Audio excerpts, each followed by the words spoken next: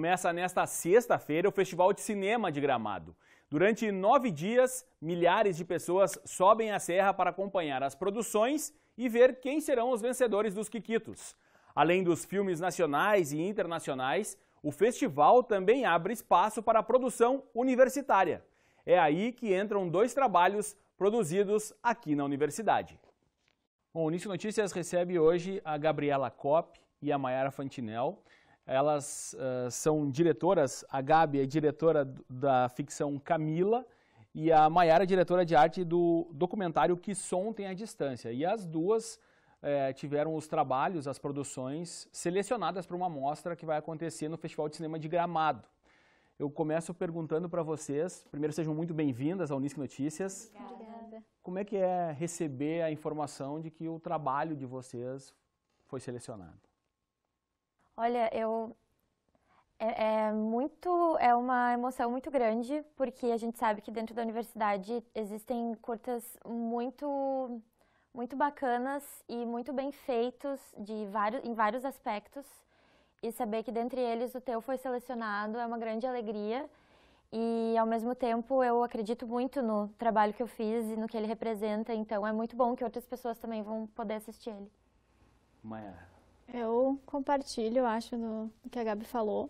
É muito legal a gente ter um trabalho selecionado porque ele vai além, ele não fica só dentro da universidade, né? Então a gente sabe que outras pessoas vão poder assistir. E tenho certeza que a Marcela, a diretora do filme, também ficou muito feliz da gente poder levar a história da Isaura e de todas aquelas mulheres que estão ali no filme além, né? É muito legal. Vamos falar um pouquinho das produções, né? O Camila, os dois tratam de questões femininas, na verdade. Por que do tema e como é que foi a produção? Então, Camila é um curta-metragem que fala sobre violência contra a mulher. Ele surgiu da música Camila, Camila, da banda Nenhum de Nós, que é uma banda e uma música que me acompanha desde muito tempo, e desde os meus tempos da escola eu descobri numa palestra que ela contava uma história de violência contra a mulher.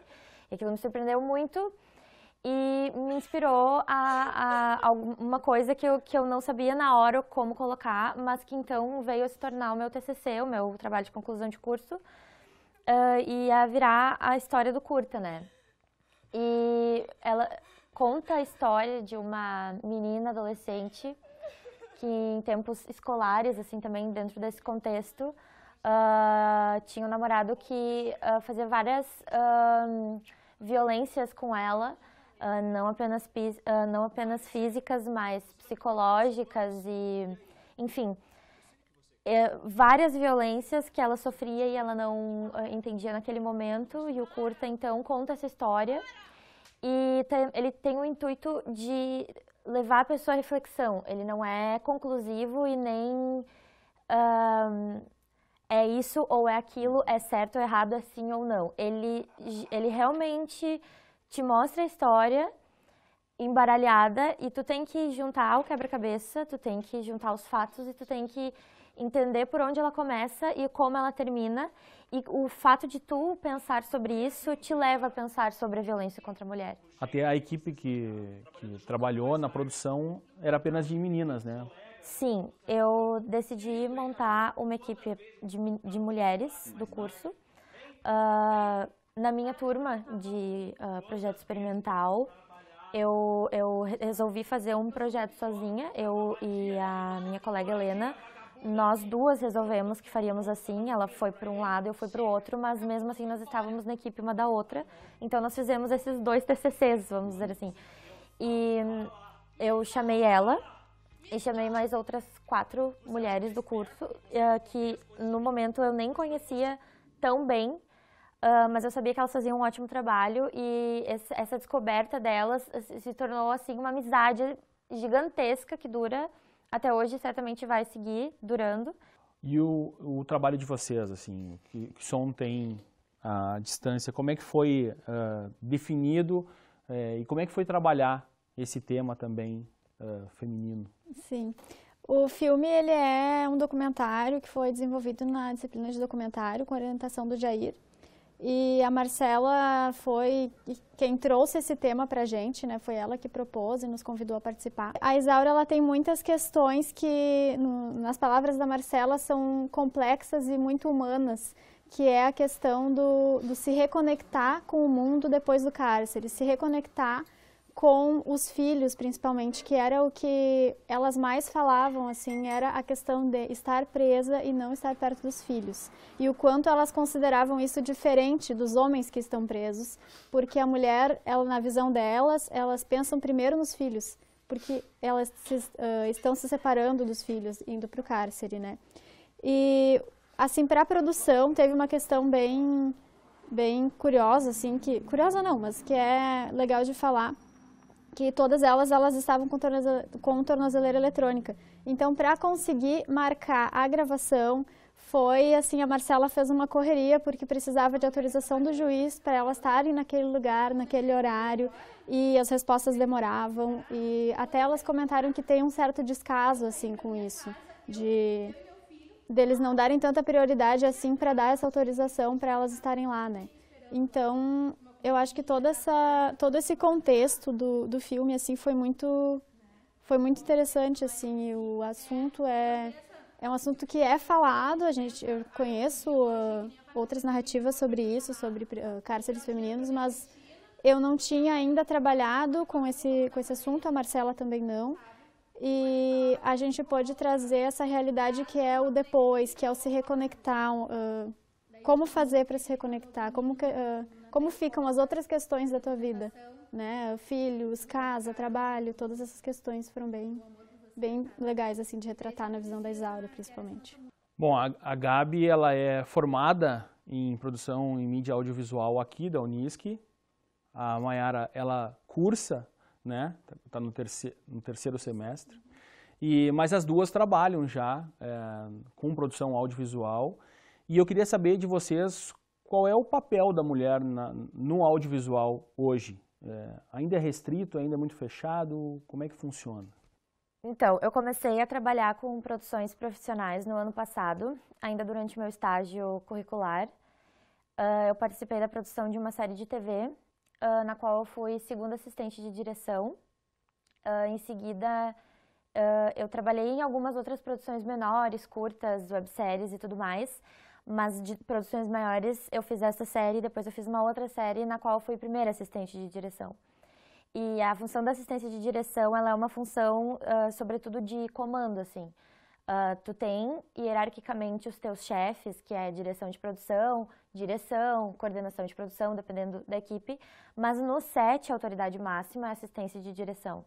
Então, nós somos as pessoas responsáveis em comandar toda a equipe, e que é, sei lá, 20, 30, dependendo da produção, 50, 60, 80 pessoas. E por ser uma função de comando, eu tinha dois fatores que me colocavam em uma situação um pouco complicada, que era o fato de eu ser nova na área, de eu recém estar começando e já estar com coisas de muita responsabilidade na mão. E a segunda coisa é a questão de eu ser mulher. Sim, nós notamos nitidamente que rola um desrespeito, que rola um não acreditar que tu é capaz de fazer isso.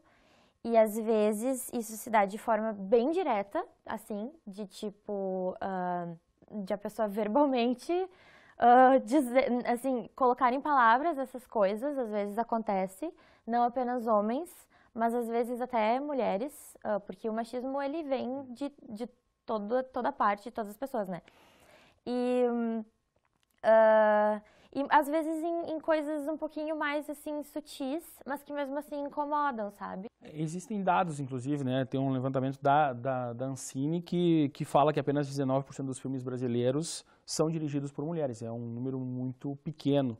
E uma pesquisa feita pela Universidade de San Diego, nos Estados Unidos, que mostrou que as mulheres representavam apenas 17% de todos os diretores, roteiristas, editores, enfim.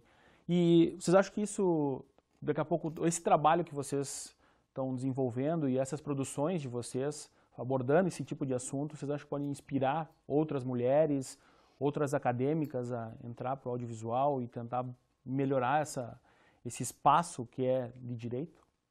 Olha, eu acho que a gente tá fazendo filmes e a gente tá protagonizando protagonizando não, mas está nessas posições de direção, principalmente a Gabi, a Marcela como diretoras, porque assim, a gente tem no cinema, digamos, as mulheres já faziam parte, mas eram sempre nas mesmas funções e nunca nas funções de chefe de departamento. Então a gente está conseguindo aos pouquinhos, assim, eu não digo que mudar, porque eu não vejo uma diferença, não vejo uma mudança radical ainda, de uma certa maneira as coisas ainda continuam como eram, como a Gabi acabou de dizer, assim, essa questão de desacreditar o trabalho. Mas eu acho que iniciativas, tanto essa questão de tu fazer um filme que tu convida só mulheres para fazer, eu acho isso muito legal. Alguém pode dizer que pode ser uma coisa assim, tipo, mas por que fazer só com mulheres? Porque a gente precisa fazer, às vezes. Porque tem tantos e tantos e tantos filmes que só tem homem na equipe, ou então que só tem mulher na maquiagem, ou então que só tem mulher na arte, ou então que é tudo tão igual que às vezes a gente precisa fazer isso, sabe? Eu vejo muitos editais e festivais para competitivos ou não, ou mostras, enfim, que estão promovendo bastante o trabalho de mulheres no audiovisual, assim. E então a gente já está ganhando um pouquinho mais de incentivo. E se a gente segue na guerra, segue lutando pelo seu espaço e segue principalmente dialogando com as pessoas, assim como nós estamos fazendo agora, né? Isso já ajuda, sabe? Muito obrigado pela participação de vocês no Nisso Notícias.